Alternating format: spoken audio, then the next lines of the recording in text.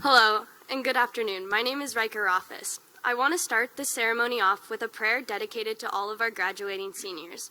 But first, I want to take a moment to remember and honor Matilda Whitridge, who would have graduated with us today. In the name of the Father, the Son, and the Holy Spirit. I know these last 4 years have been a roller coaster of emotions, ranging from happy, sad, anger, and even nervousness. Although it's been a long 4 years, we will never forget the friendships and connections to the school and fellow peers that we have made. As we move forward into the next part of our lives, know that walking right alongside you is God Himself. I know that everyone in this audience will grow up to be something special and unique, just the way God has made each of us. Although our time at St. Mary's has sadly come to an end, God has turned the page into a new chapter of our lives. As said in Deuteronomy 31:6, Philippians 4:6. Dear Father, you are the God of love. I thank you that you are with me in every change and transition. I trust in your word that says, the Lord your God goes with you.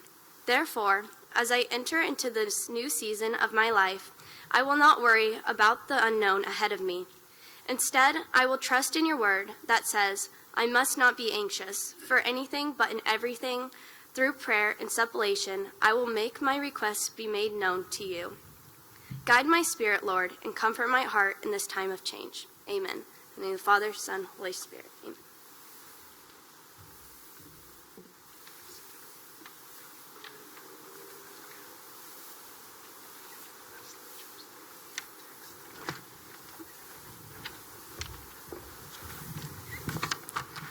Hey everyone, my name is Luke Hamilton.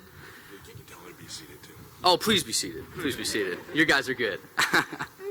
I just want to start off by welcoming all of you and introducing you to the graduating class of 2022. Our class is full of many talents. We have future Robert Frosts, Picassos, Mozarts, inventors, and athletes who are already vaulting 12.5. We have engineers and scientists who are going to change the world, and we have the kind hearts that bring the light to this world. I have no doubt in my mind about the mountains my class will move.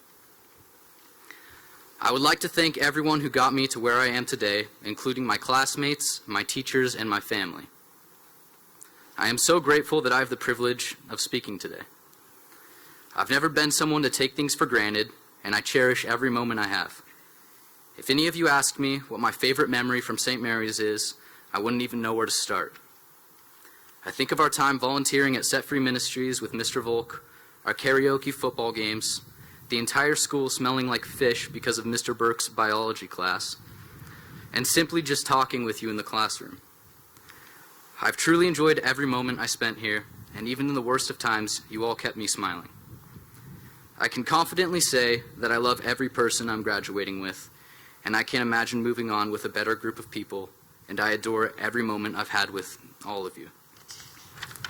From awkward relationships, to sporting events, to Mr. Meyer's wild stories, and even Socratic seminars in the classroom. This has been one of the most important parts of all of our lives, and now everyone is here to recognize our growth and accomplishments.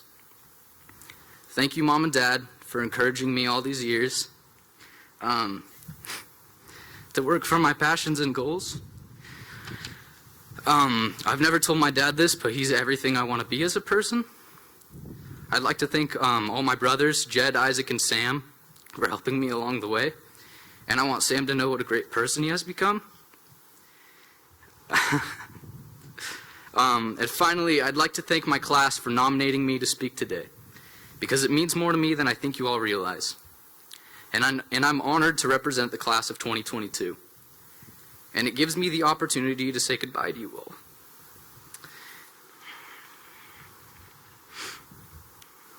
We grew into real people over the past 4 years, and I'm really going to miss spending my days with you. I can't emphasize enough how much it's meant to me and how precious I believe life is. If there's one thing I'll carry with me after high school, it's that I've never met someone I didn't like, because I believe life is too short for that. I hope we can all appreciate the time we've had together, because it went by too fast, and it's only going to speed up from here. I wish you all the best, and I can't wait to see who you grow into. Thank you again for this opportunity, and making my high school career one I can always look back on fondly. Thank you.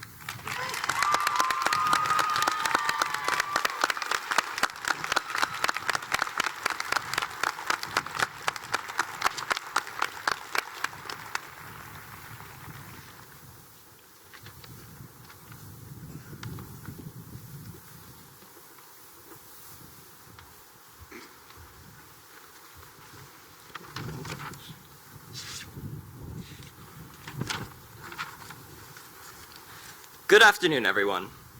What many of you may not know is that Mackenzie and I first met each other over 15 years ago when our parents first enrolled us in a preschool at a school called Medford Montessori, a place where we rejected formal education methods and instead discovered our natural interests through activities with each other. Today marks our 4th graduation together. Ever since we first stepped foot on those rocky Montessori playgrounds, it is safe to say that we've come a long way. From sharing the stage together at our annual Montessori school play, to now sharing the stage now as co-valedictorians. However, it is important to note that through all these years, Mackenzie, myself, and the 9 other graduates from our 5th grade class remained in very close contact, to the point where all of us, or at least almost all of us, Jack, Tom, you know who you are. decided to come together 2 weeks ago and recreate our 5th grade graduation picture. A lot of things stayed the same after graduating from Montessori. My 5th grade classmates are still among my closest friends, and Jackson and I are still, as Mr. Wing would say, chronically tardy. But starting school at St. Mary's also meant myriad changes. We would no longer spend our mornings singing Beatles songs with bongos, and we had to actually wear shoes to class, sit at desks, and take tests.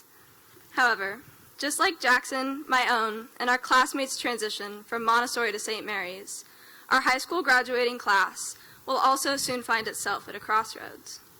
This new chapter in our lives calls us to hold on to many of the lessons and links we have found during our time at St. Mary's. But it also asks us to reflect and consider the things in our lives that we may need to change.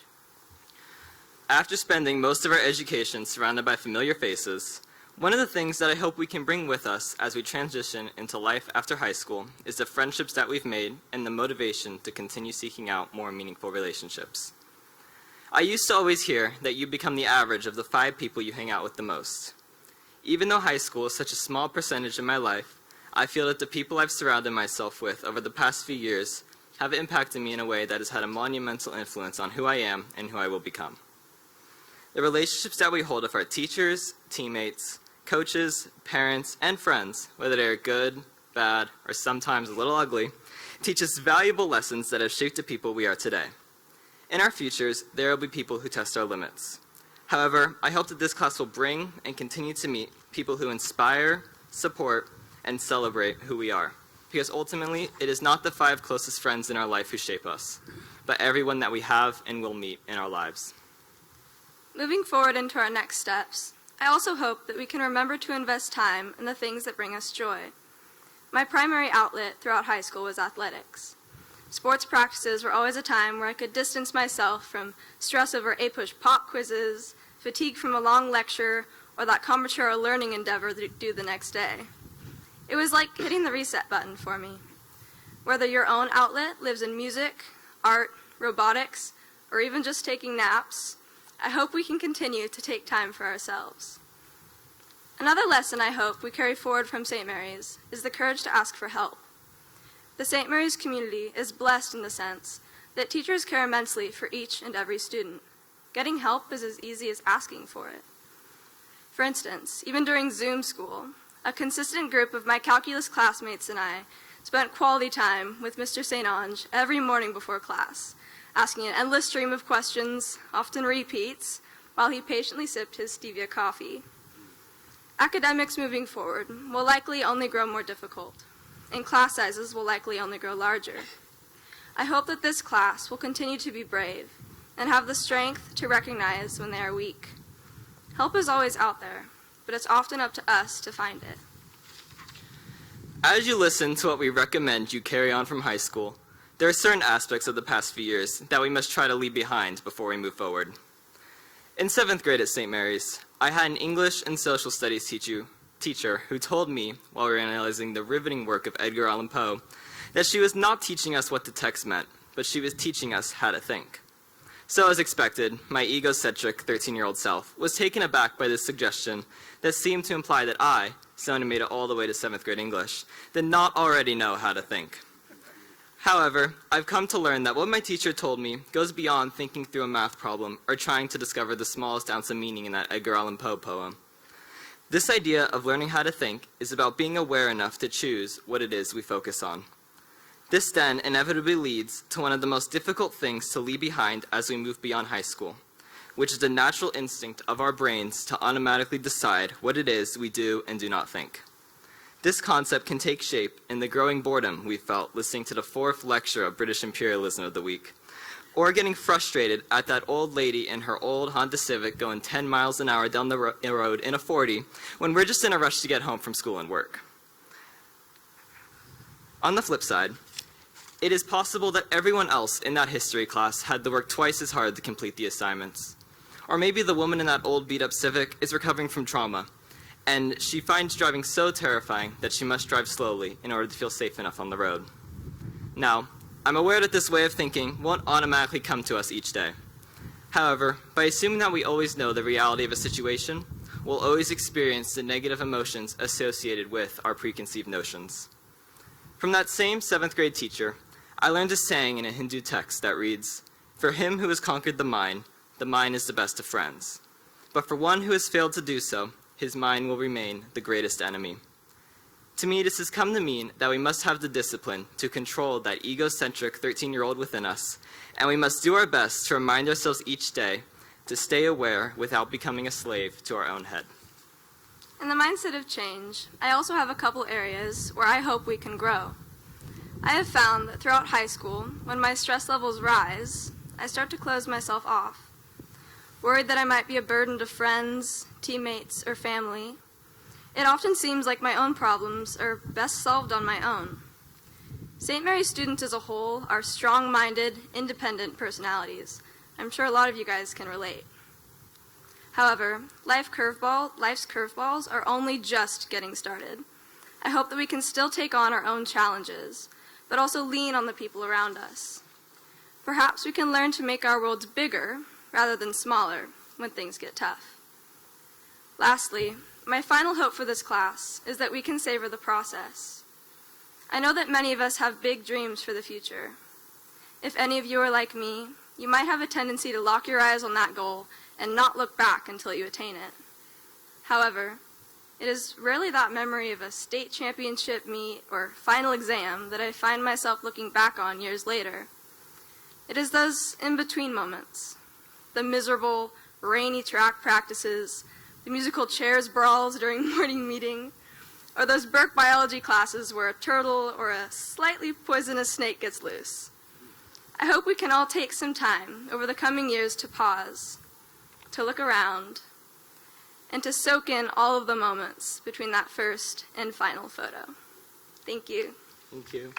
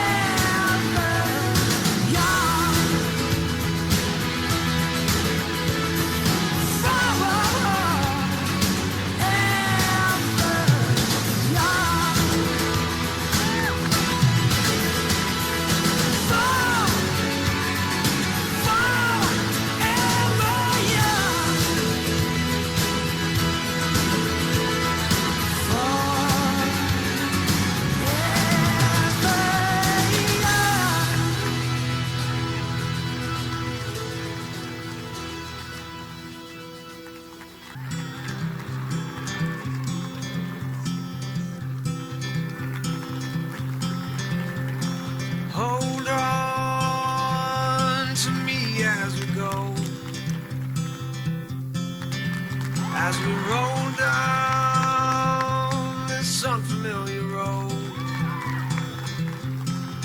And although this wave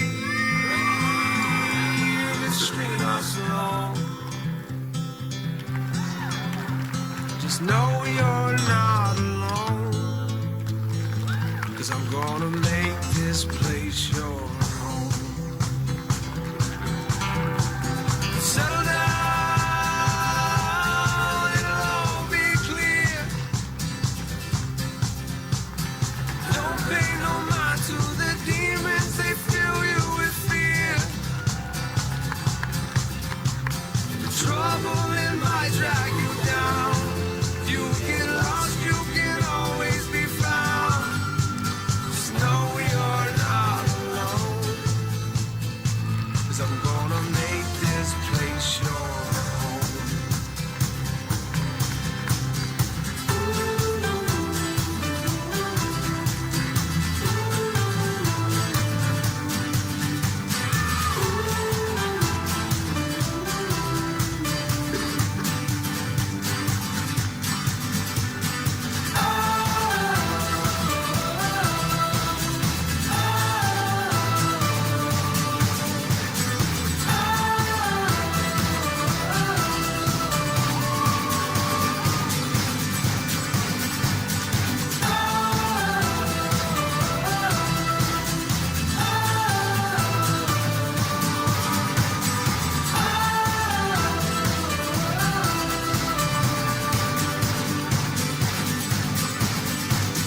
Settle down, it'll all be clear. Don't pay no mind to the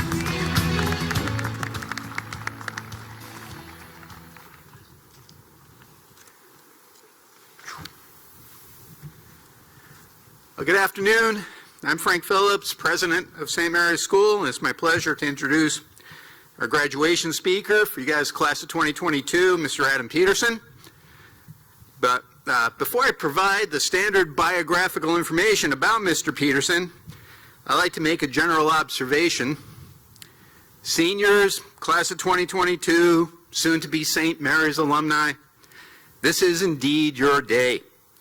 It is all about you and your accomplishments, and it's all about the vast optimism that generates for us and the hope we have every year from seeing a fine crop of young people such as you about to set out into a world that very much needs you guys to grow into the best possible adults you can be. Hundreds and hundreds of us have gathered here today to applaud your accomplishments. Now let me contradict myself. It's not really all about you. All right. So sure, you guys, you did all the homework, you took all the tests, you made the free throws, you sank the putts. Congratulations, Riley. Right? You programmed the robots, you debated your opponents into the dust and mocked the opposition at mock trial or whatever it is you do there. You shot arrows at things, right? But in the background of all of that, there have been people investing in this school for 157 years, so you could do this stuff. Your parents or someone invested a small fortune to send you here. I see some nodding heads in the crowd. Your teachers, another obvious subset of contributors to your success, work here to ensure that success, and because they believe in excellence. It is not for the princely salaries they are paid. The maintenance crew, the folks in the cafeteria, the office staff, the college counselors, the folks out there raising money, the folks in the business office keeping track of the money, your coaches.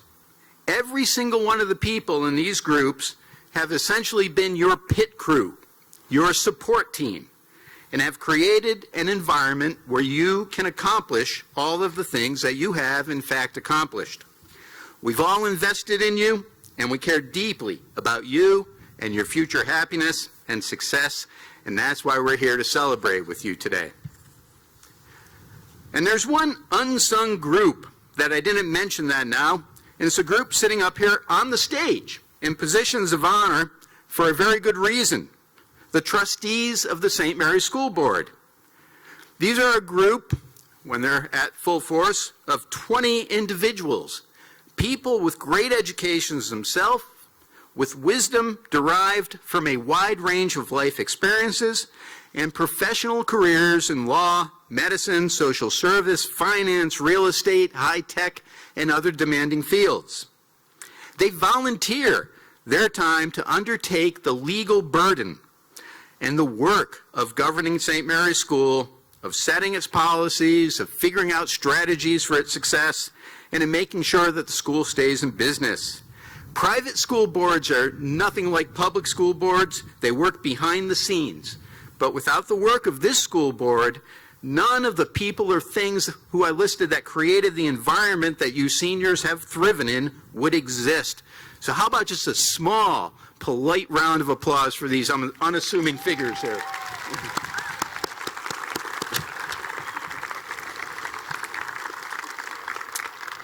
And now to our speaker, Mr. Peterson, whom so many of you know, has played just about every role on that list of people who've created the conditions for your success. Mr. Peterson has been an employee of St. Mary's School as a coach and our athletic director during the year of our 150th anniversary, a year, by the way, when we brought home a record 4 state championships. Mr. Peterson was there. That was his watch. He's also been a teacher. Some of you may have taken his constitutional law class. Mr. Peterson is also a St. Mary's parent. His son, Jack, just wrapped up 5th grade, and his daughter, Lauren, will be here in a few years. Mr. Peterson is a donor to our school. I've actually seen him take out his checkbook on multiple occasions to help provide support for students. And most importantly, Mr. Peterson is a trustee of the school. He's been on the school board for 8 long, unpaid years, full of long, frequent, unpaid meetings. He's been on the school board since 2014, and for the last 4 years, he has been the chairman of our school board, the guy upon whose desk the buck stops. Mr. Peterson, along with his fellow trustees, have made good things happen for you guys over the years. They were the ones that voted to switch the school to the module system. They voted to raise the funds to buy our campus in 2015, and they voted to use the funds they raised to build the Carico Center and the dormitory in the courtyard, which began in 2016. Mr. Peterson was on hand the day the dormitory opened for the international students in 2018, helping students lug their stuff up into their rooms as chairman of the board. In short, whether or not Mr. Peterson was on your own personal radar, he has as much to do with your ability to walk across the stage today and get handed a St. Mary's diploma as anybody who is now present. But even if he didn't do any of that stuff, we would have Mr. Peterson speaking to you anyway, because he is a scholar. He is one of the most voracious readers I know and a dedicated lifelong learner. Mr. Peterson holds a doctoral degree, a JD from the Creighton University School of Law, where he served with distinction as the editor of the Law Review and clerked for the Chief Judge of the Federal District Court of Nebraska. Mr. Peterson took his undergraduate degree at Willamette University. When he came back to practice law in his native Oregon, Mr. Peterson started as Deputy District Attorney for Jackson County and a Special Assistant U.S. Attorney for the District of Oregon.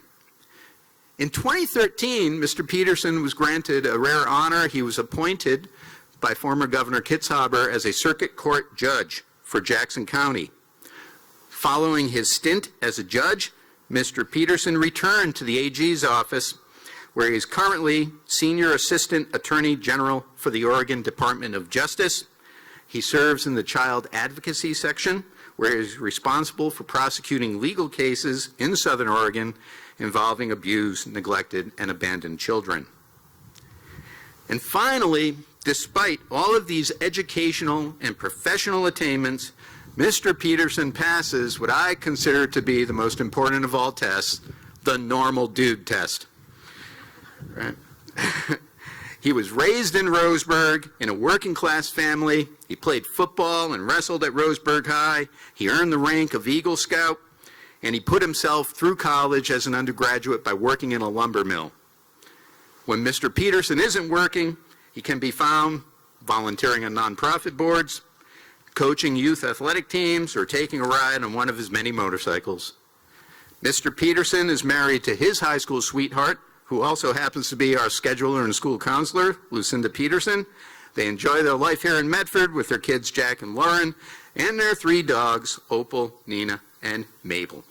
Ladies and gentlemen, Mr. Adam Peterson.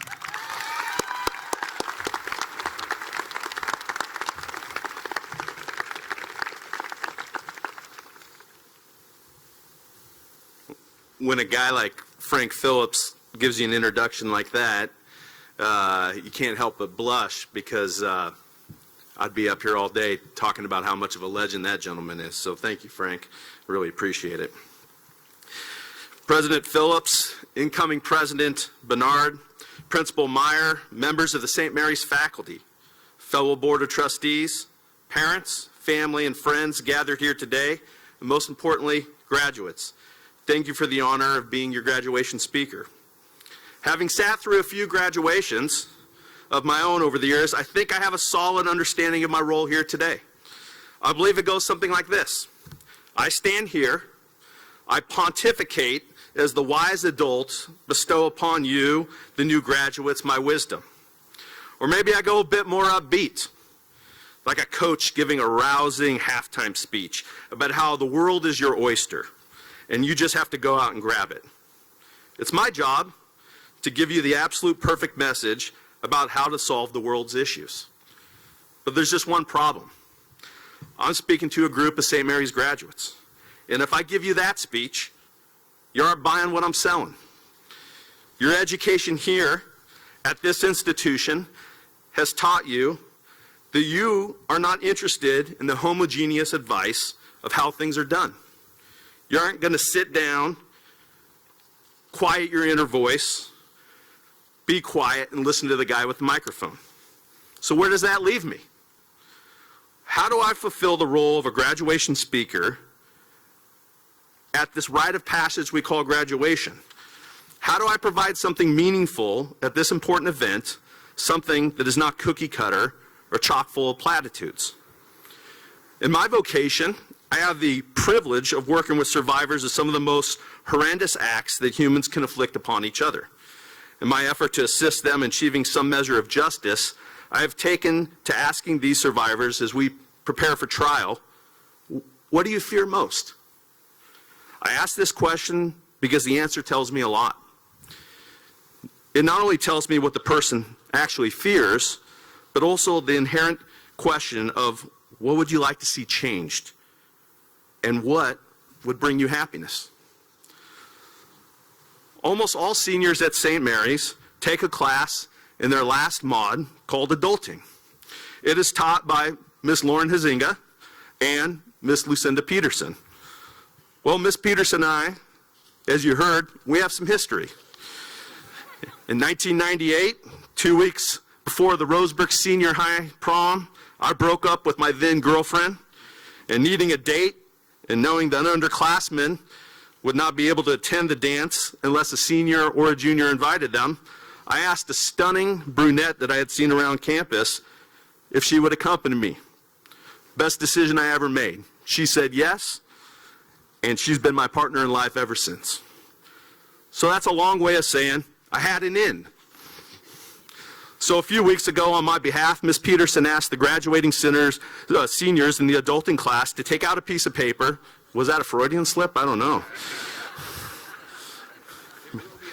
Yeah, wait till after graduation, yeah. Take out a piece of paper and anonymously answer one question. What do you fear most? I had the privilege of reviewing these answers, and based upon them, I humbly submit to you my attempt at a graduation speech. But remember, I'm just a guy with a microphone.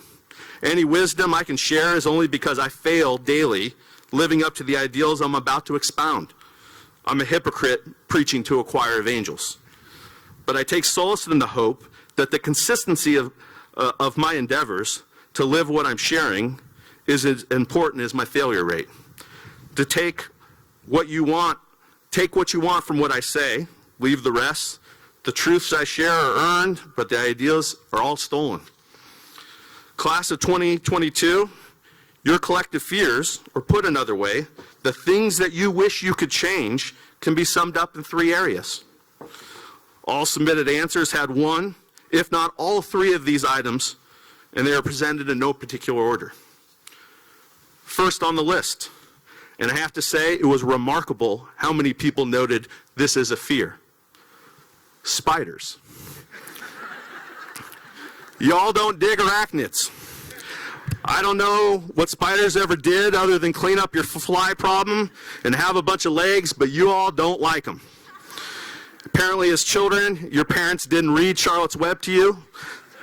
The only advice I can give regarding spiders is to avoid, like the plague, Madrid, Portugal, home of the desert wolf spider. According to the internet, that bad boy can grow to be up to 5 inches long. It's like this big, right? Stay away. Number 2 on your list is a fear of a loved one dying.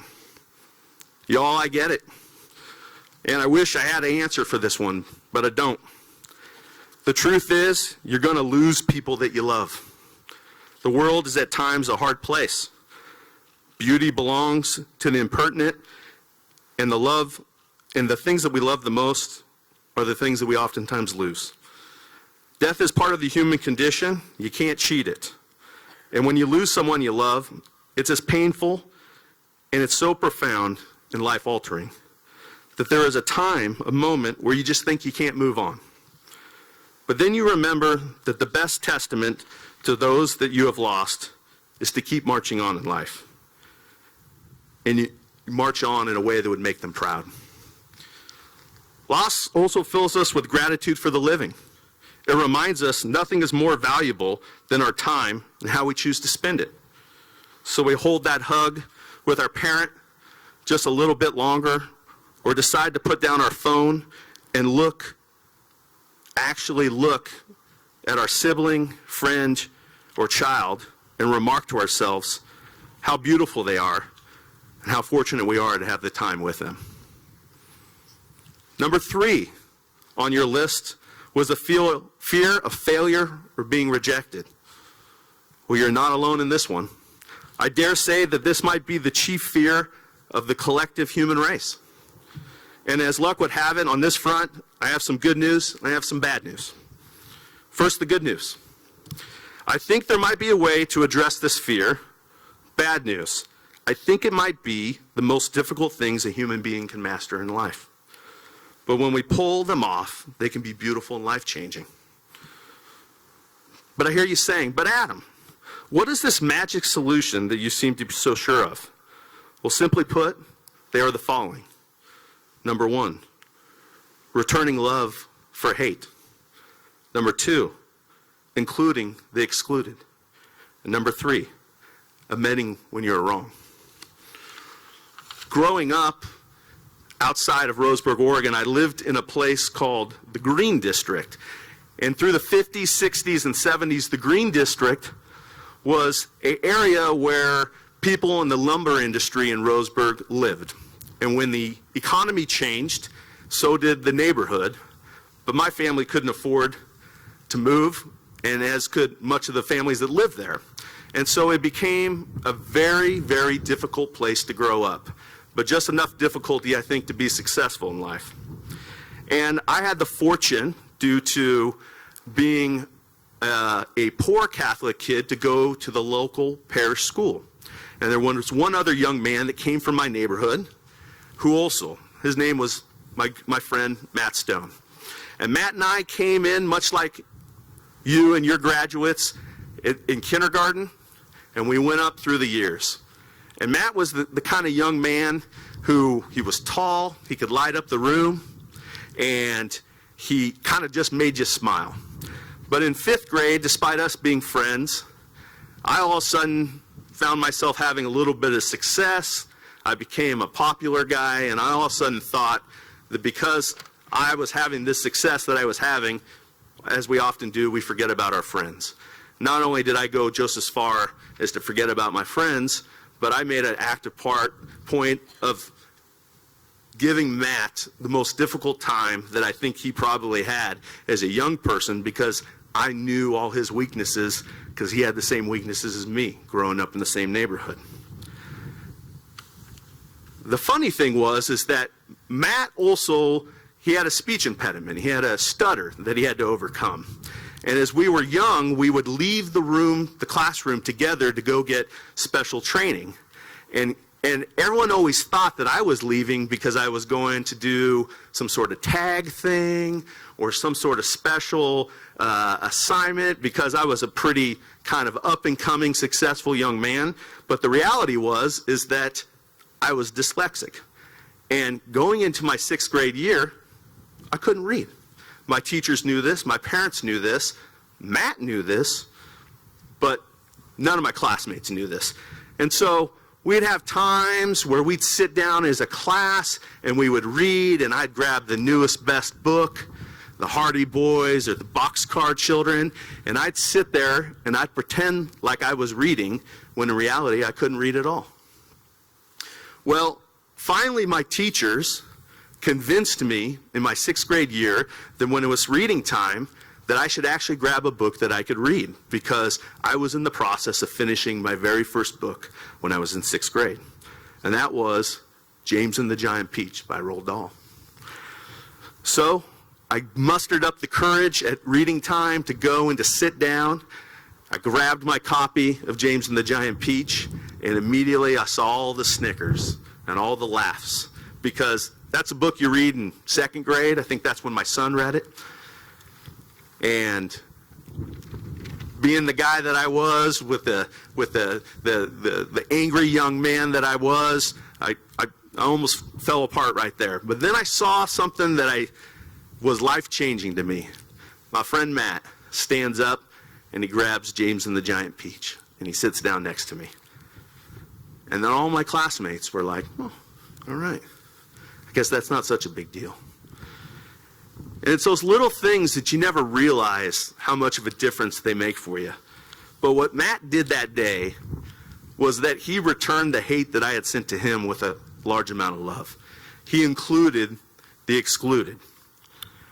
And that changed, along with the love of a lot of teachers and my parents, a trajectory in my life that was going in absolutely the wrong direction and would have been very easy for me to do in light of where I grew up. And so in 2003, at 23 years of age, my friend Matt lost his life. Despite the cause listed on his birth certificate or death certificate, the reality is my friend died of a broken heart. I was in law school at the time, and so I missed his funeral. But when I flew home that summer, I didn't have the money to fly home for his funeral, but I went and visited his grave for the first time. And I thanked him. I thanked him for the fact that I could draw a direct line from the actions that he took to where I stood. And if anything that I was going to have in my life and anything I was going to do in my life was a direct result of his actions.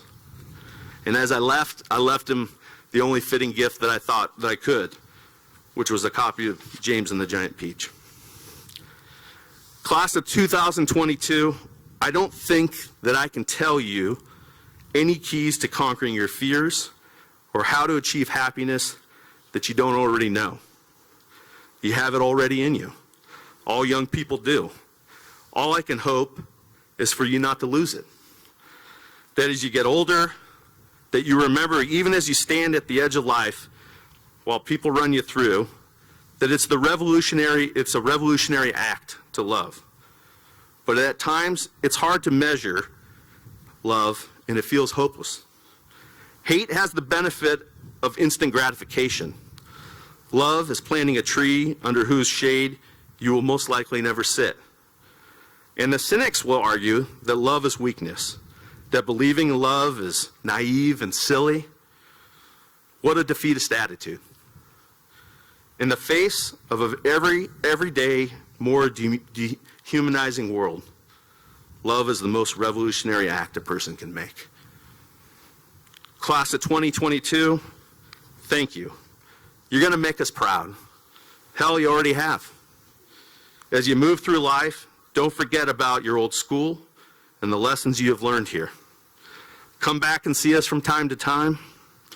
Like J. Cole in the Spotify Top 50, we're not going anywhere. I'll see you out there in the trenches, fighting the good fight. Thank you.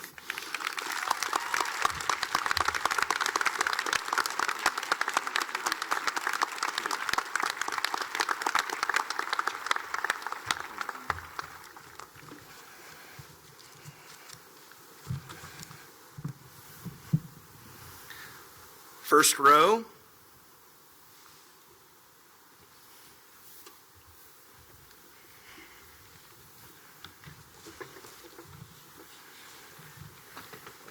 While they're getting in place, I do want to recognize two members of the class of 2022 who are not here today. One is home in Korea, and I would like to say his name so we give an opportunity to cheer his success. Cho Huyen Woo.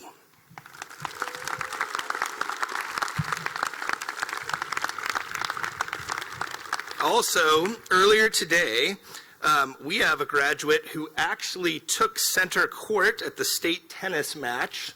We may have a photo. There she is. Yeah.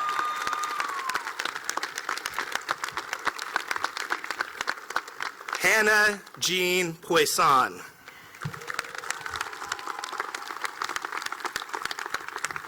Now, graduates, as I call your name, you can come forward and earn your degree and a handshake from the Board of Trustees, Chair Adam Peterson. Claire Elizabeth Snyder.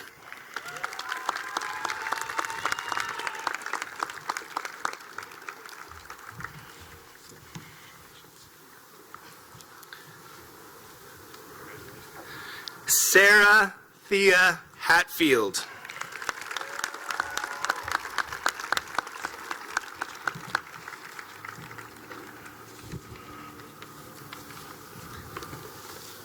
Calvin Nair Camiller.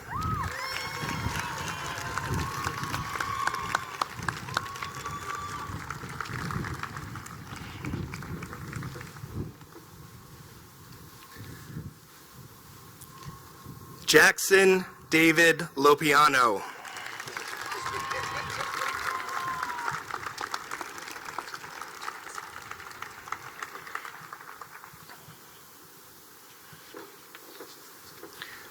Aiden Michael Flaherty.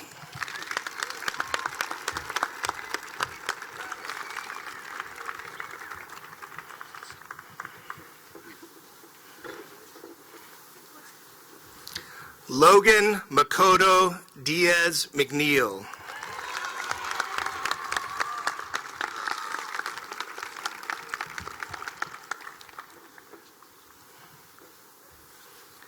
Solis Cutler.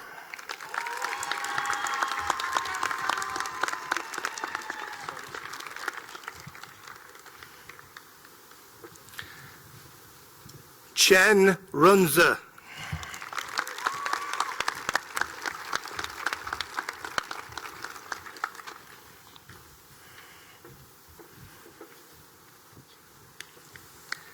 Zhao Xiaoyan.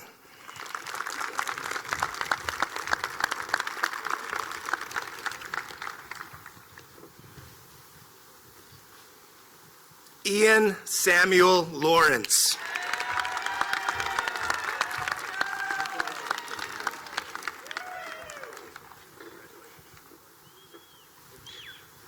Grant Anthony Russo.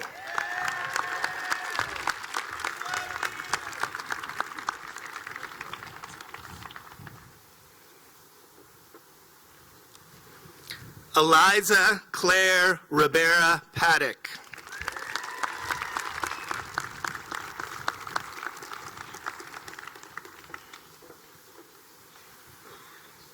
Olivia Josephine Beam.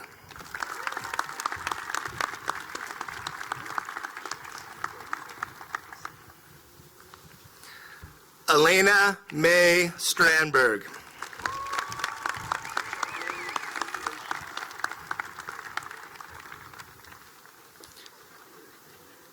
Jessica Ann Trainer.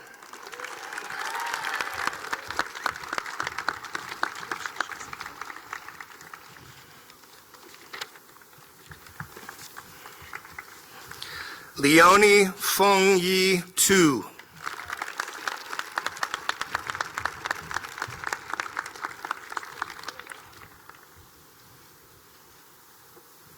Puri Dharmesh Patel.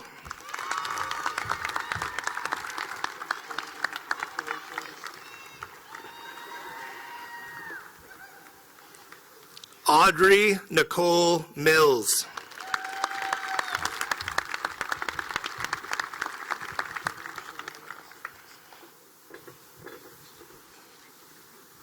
Caitlin Claire Callahan.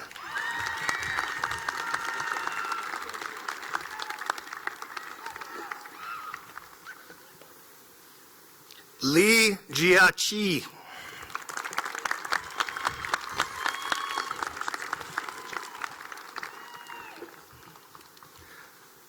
Alexis Jolie Cragnotti.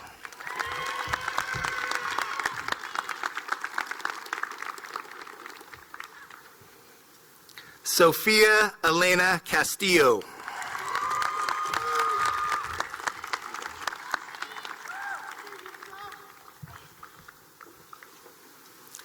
Addie Claire Jensen.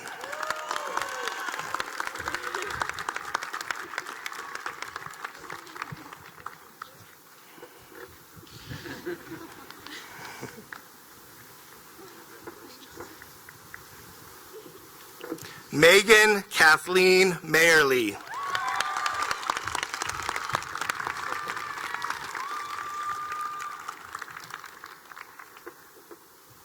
Sarah G. Ronaldo.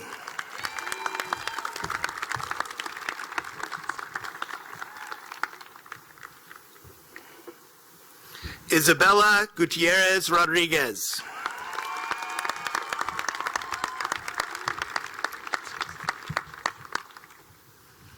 Bailey Marie Mazarek.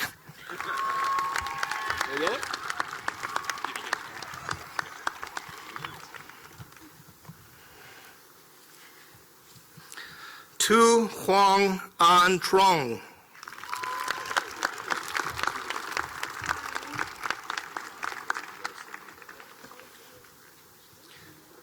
Nguyen Tron Mi Nok.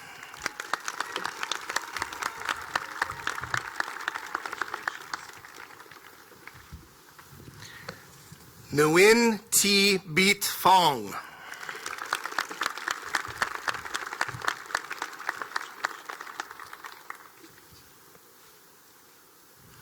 Nguyen T. Tu Trong.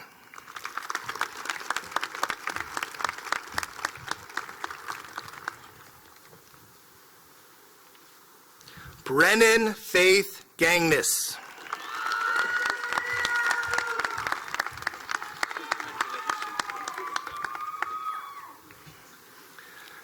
Riker Brooke Rothfuss.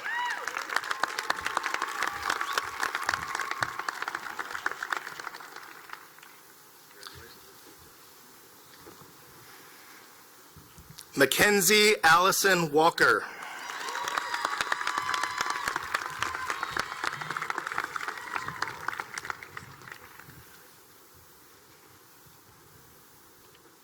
Abigail Grace Kirkpatrick.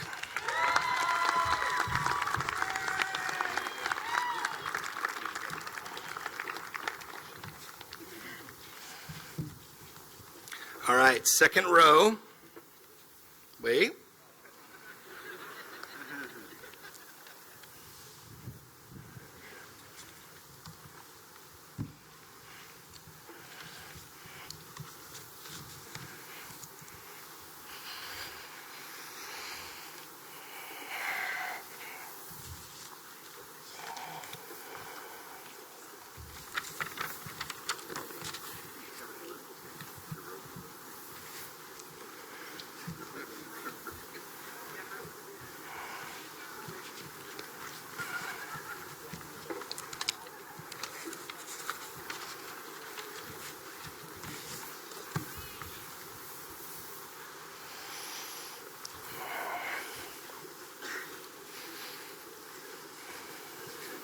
Wait. No.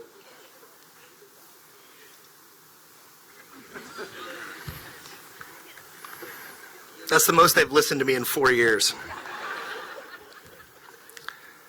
Jacob Stephen Trinka.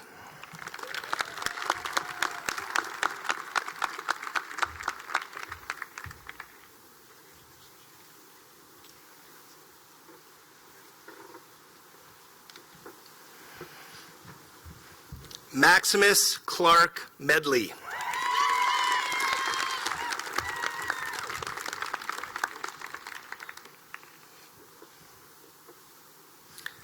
Peter Jacob Martin.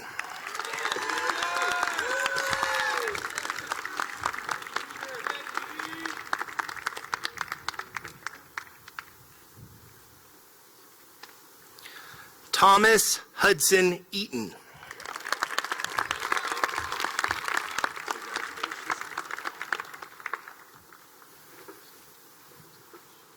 Jackson Richard Towery.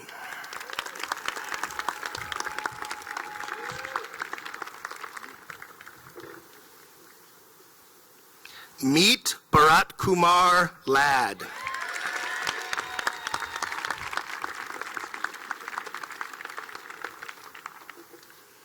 Elijah Adam Haynes.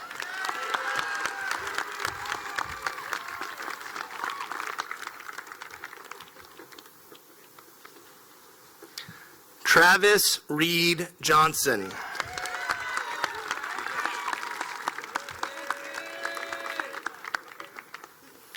Caden Bo Aldrich.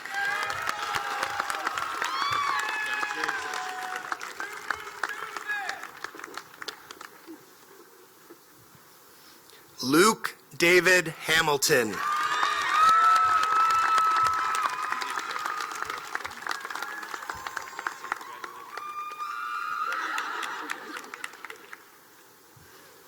Alan Salvador Gomez Sanchez.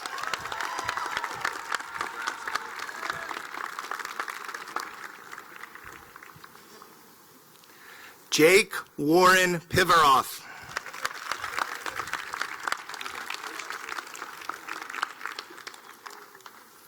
Adam Cole Danielson.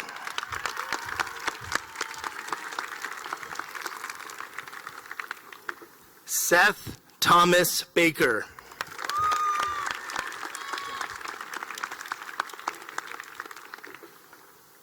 Serena Rose Von Hanneken Martin.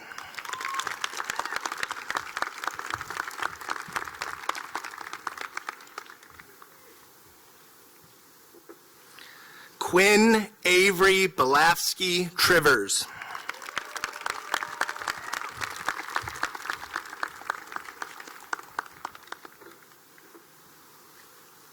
Madison Rose Ann Bagley.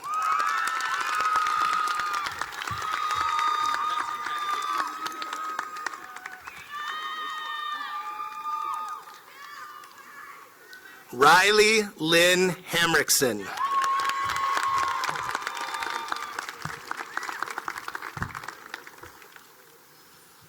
Kylie Jade Kinsella.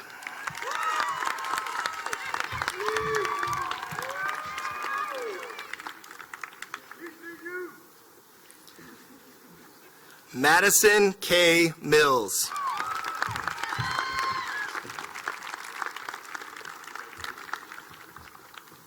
Asa Wayne Frisbee.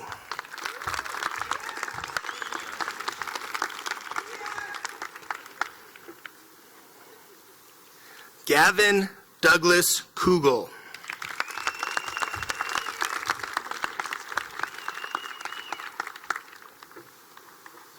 Caleb Yong Jian Bingham.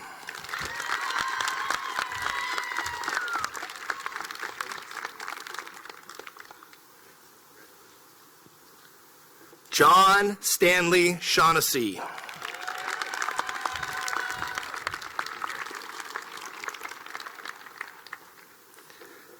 David Audette Noble.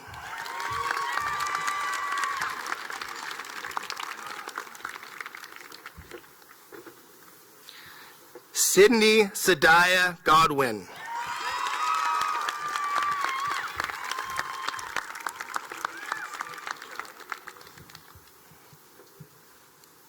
Do Shen.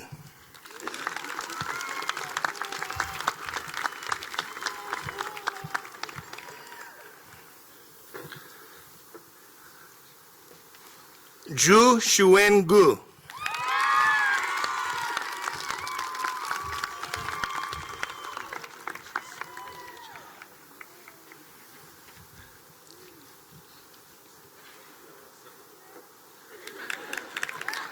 Jude Francis Torres II.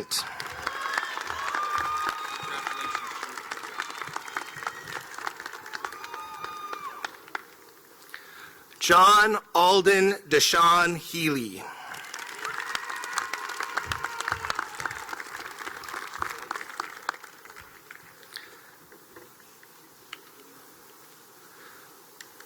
Tran Huang Quan.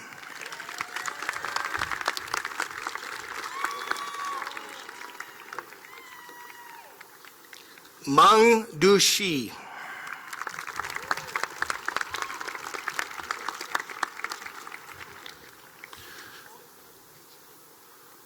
Lu Xianrui.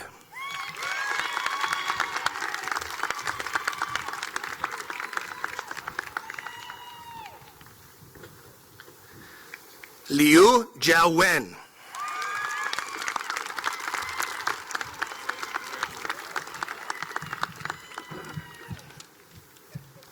Elias Neil Clement.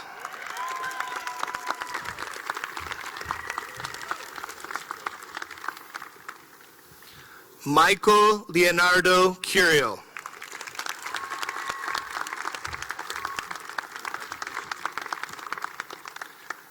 So front row. Wait, I just have my hands out.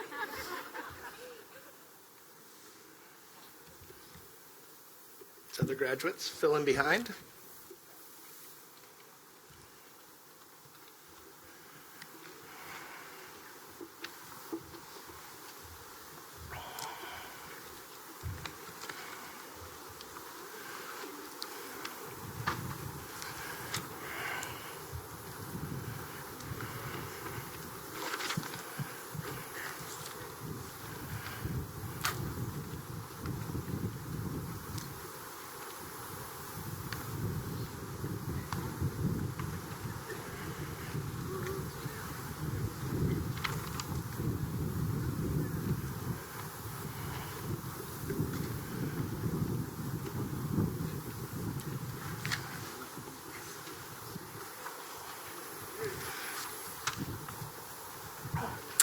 Graduates, it is now time to move your tassels from the right side to the left to signify your graduation from high school.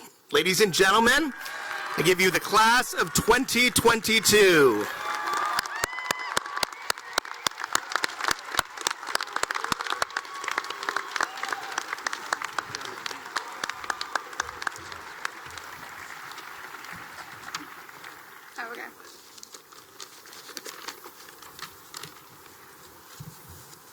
Hi everyone, my name is Jessica Trainer and I'm beyond excited to be up here to extend the closing prayer to my friends, the St. Mary's graduating class of 2022. Before I do this, however, I would like to extend a thanks to the families and teachers of our graduates. Through the support, love, and generosity of people like you, we can now grow as individuals and decipher the confusion that we call growing up. I pray that you feel our love and appreciation today and always. We also pray in a special way for the repose of the soul of Matilda Whitridge. To my classmates, I pray that you continue to embrace your community as you have in this past year alone. Although our high school experience was far from what we expected in terms of being together every day, we managed and returned this year stronger and more passionate about our time together than ever, by placing a high value on friendships, venturing into our community for service, and our newfound school spirit. It is evident that you all care about the people around you. I pray that you all maintain this passion and utilize your gifts and educations to continue creating change. I may be biased, but I think this class is pretty awesome. We have bright futures ahead of us, from actors to athletes to mad scientists to blooming authors. As you move across the country and globe for your post-high school endeavors, I pray that you maintain your spirit and place loving others above all else. And now, let's send our graduates off with the traditional Irish blessing. We pray for our graduates and their exciting futures in the name of the Father, the Son, and the Holy Spirit. May the road rise up to meet you. May the wind be always at your back. May the sun shine more upon your faces. The rains fall soft upon your fields. And until we meet again, may God hold you in the palm of his hand. Amen.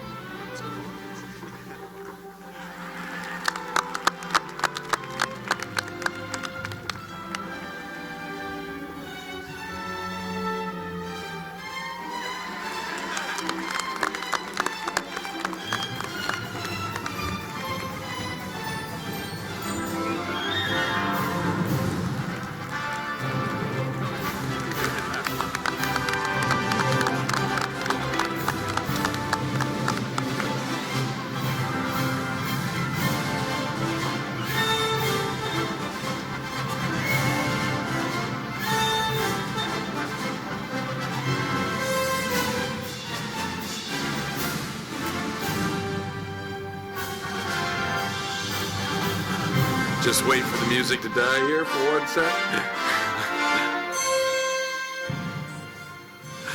There we go. Once again, I want to thank everyone for coming this afternoon.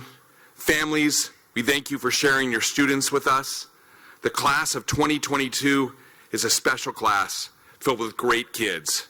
We've sincerely enjoyed our time together with them. Students, as you head out on your next adventure, remember that we're always here for you. You are part of our St. Mary's family, and we care about you, even after you've graduated. So keep in touch. We look forward to welcoming you back to campus in the future. Finally, please join me one more time as we congratulate the class of 2022.